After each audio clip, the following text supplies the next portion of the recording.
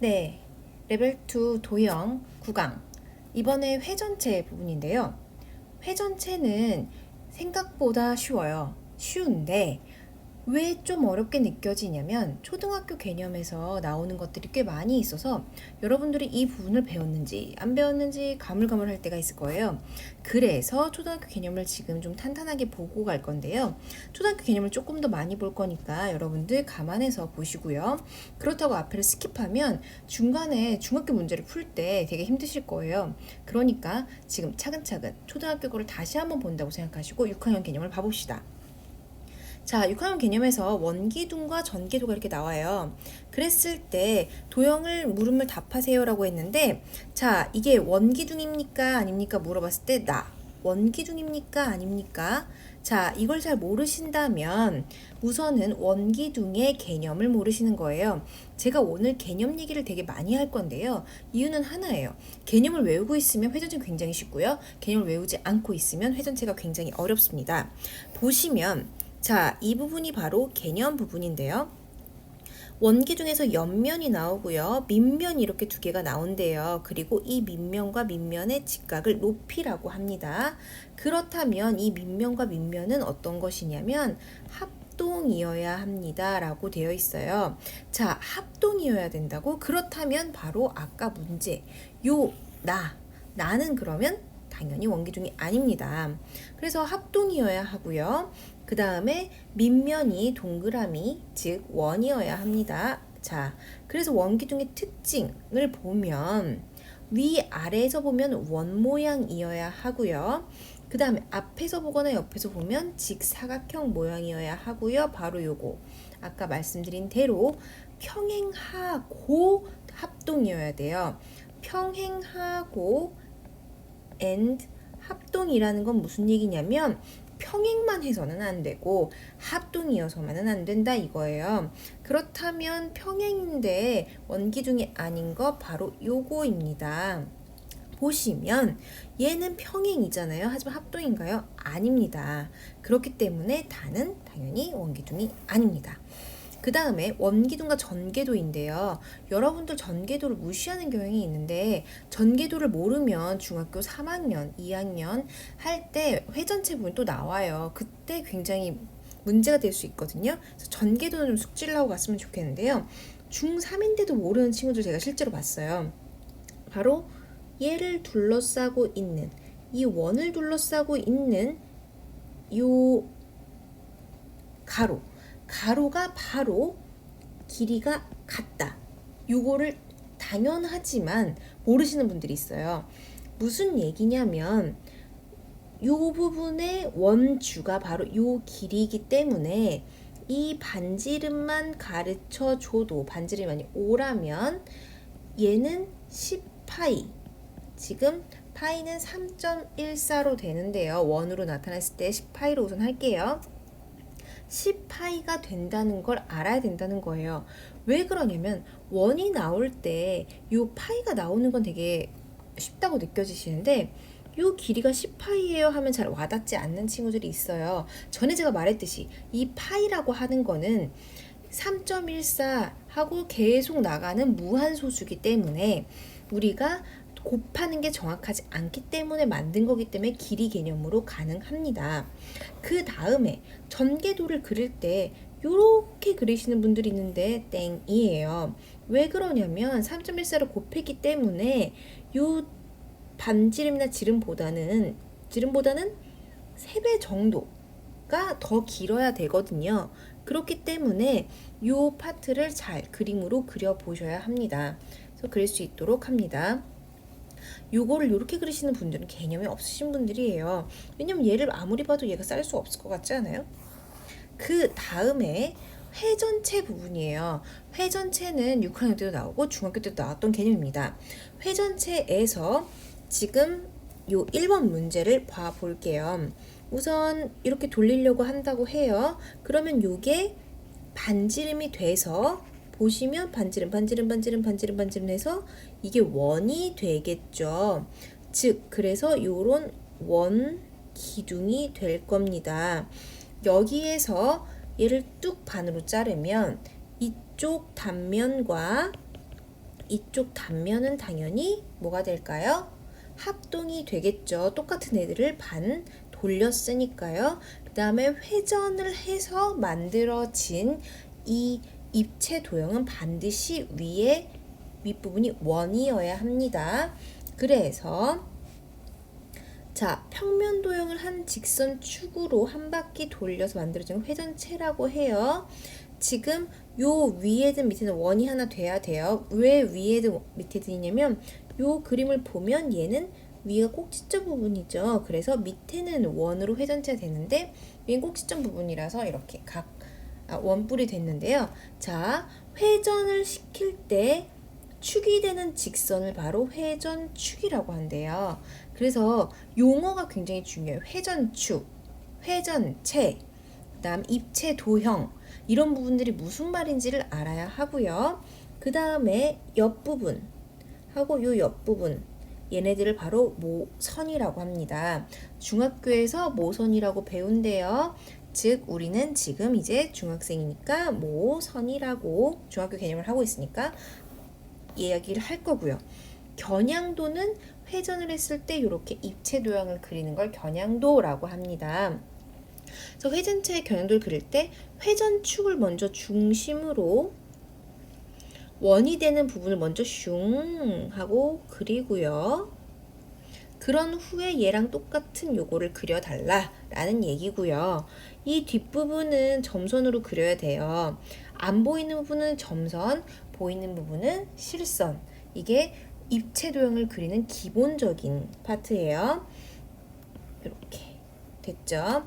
그래서 그림을 한번 그려보면 지금 4번 같은 거를 그리면 이렇게 제가 지금 패드펜으로 해서 정확하게 예쁘게 그려지진 않지만요. 그 다음에 얘랑 얘는 대칭이어야 하고요. 그 다음에 요거는 점선이었어야 됐겠죠? 죄송해요. 네. 그 다음에 회전체가 아닌 이유예요. 아까 말씀드린 대로 회전축을 가지고 얘를 돌렸을 때 얘가 반드시 양옆이 대칭이 되어야 하는데 이거는 지금 대칭이 되려면 이렇게 나왔어야 됐겠죠. 그렇기 때문에 얘는 회전체가 아닙니다. 그 다음에 회전체 부분에서 회전축으로 회전체를 그려보세요. 겨냥도를 그려보세요. 이렇게 나올 거고요. 그 다음에 요거 한번 그려볼게요. 이것도 나중에 도형, 입체 도형 할 때 중3에서 Y축, X축을 배우는데 그거에 맞게 회전했을 때 막 이런 식으로 나올 수가 있어요. 그래서 요것도 요 그림도 좀 잘 그렸으면 좋겠는데요. 요 그림 그릴 때 간단하게 그냥 요렇게 점선 그 다음에 얘도 돌아가겠죠? 요렇게 이렇게 되는 상황에서 요게 점선이에요. 그래서 요 윗뚝만 떼면 요렇게 나온다고 보시면 돼요. 요 위에만 보신다면. 그래서 깔때기인데 중간에 요만큼이 비어있다. 빈 부분이라고 보시면 됩니다. 그리고 입체 도형 단면 얘 아주 중요한데요. 왜 중요하냐면 중학교 개념에서 입체 도형 단면을 그려보세요 또는 나타내 보세요, 맞는 걸 맞춰보세요 라고 나오거든요. 그래서 이것도 좀 알아두셔야 되는데 입체 도형을 어느 평면으로 잘랐을 때를 단면이라고 한대요. 근데 회전체의 특징은 당연한 건데 얘를 회전축을 가지고 돌렸기 때문에 이 부분들은 다 원이 될 수밖에 없어요. 그래서 수직인 평면으로 자른 단면은 항상 원이 됩니다.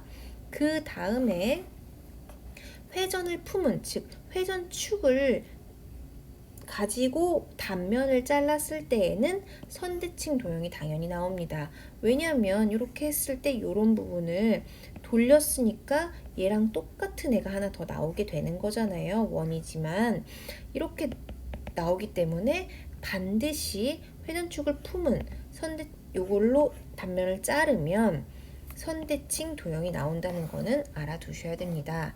그 다음에 요걸 이렇게 잘랐을 때 타원으로 나올 거고요. 요걸 이렇게 잘랐을 때 이렇게 나올 거고요. 이렇게 나왔을 때 이렇게. 그 다음에 얘도 원으로 나올 거고요. 얘도 이제 밑에 보시는 대로 그려져 있는 대로 나올 거예요.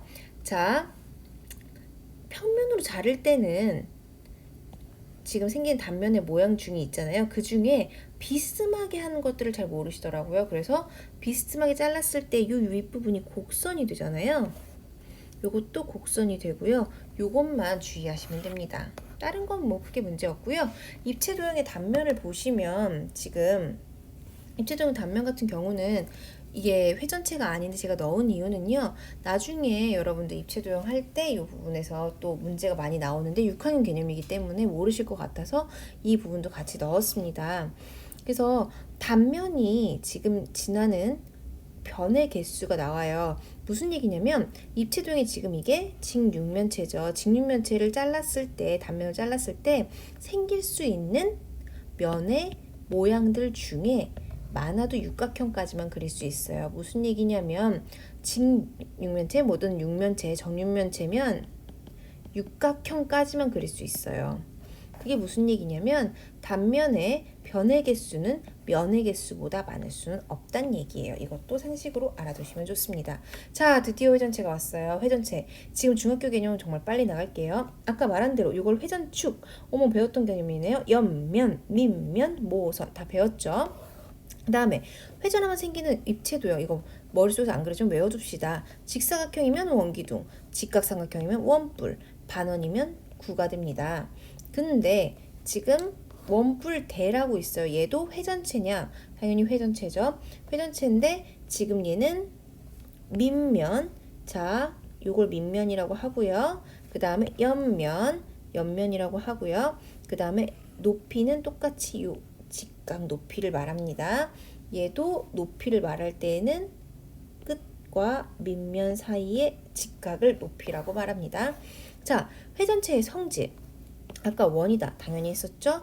요거 하나 외워두자. 만약에 정말 모르겠다면 사다리꼴이면 원뿔대, 그 다음에 반원이면 원, 이등변 삼각형이면은 그 다음에 직사각형이면 이렇게 아까 위에 외운 대로 한번 외워봅시다. 그리고 선대칭 도형이다. 끝. 그 다음에 전개도 못 그리시는 분들 있잖아요. 전개도 요건 했잖아요. 요거를 안 했죠. 전개도 요 부분에서 모선, 요 모선이 당연히 요 모선이다. 이건 아셔야 되고요. 옆면 이렇게 전개도 그리면 그렇고요. 밑면인데요. 밑면에서 요 길이하고 요 길이 같은 거 아셔야 됩니다. 그래서 이 길이 알면 요 길이를 알기 때문에 요 각도까지 알면요. 부채꼴 공식에 의해서 요 큰 반지름, 모선을 알 수 있어요. 그 다음에 요거랑 요 같은 거 아셔야 된다고 했고요. 그 다음에 요거 얘랑 얘 같아요. 그 다음에 얘랑 얘 길이 같습니다. 그 다음에 단면의 모양 다음과 같은 거 요것도 한번 보시고 나서 사실 4번 같은 경우를 원이라고 하시는 분들이 있어요. 이렇게 잘랐을 때 원이 나온다. 당연히 아니에요. 그 다음에 전개도에서 이 부분 당연히 아셔야 되고요. 그 다음에 요 길이 같다는 거. 제가 이걸 왜 자꾸 이렇게 귀찮게 얘기를 하냐면 너무 이것 때문에 많이 틀려서 그렇거든요. 문제를 풀어보시면 돼요. 드디어 문제입니다. 회전체가 아닌 것은 이에요. 두 개 고르는데 여러분 사각뿔 대 밑에가 무조건 밑면 부분에서 원이 하나 나와야 된다고 했죠. 그 다음에 정팔면체 이런 거. 그 다음에 입체 도형은 했잖아요. 여러분 요거를 돌렸을 때 제가 한번 해볼게요. 지금 사실은 얘를 돌리면 요게 옆에가 이렇게 나온다는 거거든요. 90도 90도 이렇게 되고 그 다음에 얘를 요렇게 하고 그 다음에 안쪽도 원이 이렇게 나올 거라는 거예요. 그 다음에 얘도 안쪽 원이 이렇게 하나 나올 거고 바깥쪽 원이 또 이렇게 하나 나올 거예요. 그래서 요 부분이 비어있는 부분이 되겠죠? 그럼 얘랑 지금 비슷한 거 너무 정확하게 알겠죠? 이거 보고도 모르신다면 제가 또 할 말이 없어요. 그 다음에 3번 문제 같은 경우 원뿔을 만들려고 한대요. 회전축이 될 수 있는 거 고르세요 했을 때 제가 요 부분만 한번 해볼게요. 요거를 회전축으로 했을 때 뭐가 나오려나. 그럼 똑같이 이렇게 그림을 선대칭 도형을 하나 그려놓은 다음에 요렇게 원을 그려봐요. 그럼 대략적으로 뭐 요런 애가 나오겠죠? 하나 점선으로 그려야 되는데 제가 지금 이렇게 그렸어요. 그 다음에 회전축 포함 평면 자를 때 요거는 당연히 지금 방금 했던 거니까 넘어갈게요. 요거 5번 모르신다면 앞부분 개념 다시 한 번만 확인해 봅시다. 그 다음에 단면의 넓이, 이거 설마 회전시킬 때 지금 포함한다 그랬잖아요. 그럼 단면의 넓이라 그랬으니까 그냥 요 넓이 구하면 되는데 설마 이거 회전체를 만드시진 않겠죠? 선대칭 도형이니까 이렇게 해서 네, 사다리꼴, 뒷면 사다리꼴이죠. 그 다음에 이 전개도를 만들 때 입체 도형의 이름 모르시는 분 없겠죠? 지금 이렇게 생겼으니까 원기둥 아니에요. 원기둥은 이렇게 직사각형 나와야 된다는 거 아까 말씀드렸습니다. 그 다음에 자, 밑면인 원의 반지름 길이 구하래요. 그러면 요 길이랑 요 길이가 같으니까 원주가 12파이. 그러면 반지름이 얼마죠? 네, 6입니다. 그러면 그냥 바로 나왔네요. 자, 그 다음에 호의 길이 구하는 거예요.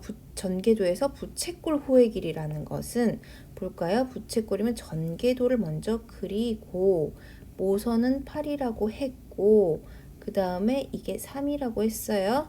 그랬을 때 부채꼴 호의 길이 못 구하시는 분 없겠죠? 회전체의 설명 옳지 않은 것은 개념했으니까 알고요. 그 다음에 자, 옆면의 넓이를 구하래요. 옆면의 넓이라는 건 요거를 구하라는 거죠. 그렇게 했을 때 우리 요거를 알아야 되잖아요. 옆면의 넓이를 구하려면. 그렇다면 지금 차근차근히 봅시다. 우리가 알 수 있는 건 우선 요거를 알 수 있죠. 그 다음에 요거 때문에 요걸 알 수 있으니까 얘가 얼마죠? 우선 8파이가 됩니다. 얘가 8파이예요. 그러면 우리 부채꼴 공식에 의해서 반지름 곱하기 그다음에 죄송해요. 지금 넓이로 지금 구하는 게 아니죠. 반지름 곱하기 길이로 구할게요.